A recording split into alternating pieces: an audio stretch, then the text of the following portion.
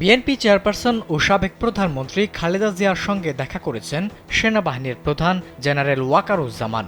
বৃহস্পতিবার রাত 8:30টায় রাজধানীর গুলশানে খালেদা জিয়ার বাসভবন ফিরোজায় যান সেনাপ্রধান। রাত 9টার পরপরই তিনি ফিরোজা ভিলা ত্যাগ করেন।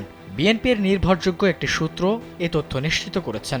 অপরদিকে এই বিষয়ে জানতে চাইলে বিএনপির মিডিয়া সেলের সদস্য সাইরুল কবির খান বলেন, সেনাপ্রধান বেগম খালেদা জিয়ার দ্রুত আরোগ্য কামনা করে দোয়া করেছেন। এ সময় সেনাপ্রধানের সঙ্গে ছিলেন তার সহধর্মিণী। সেনাপ্রধান ও তার সহধর্মিণী দীর্ঘ 40 মিনিট খালেদা জিয়ার বাসভবনে অবস্থান করেন।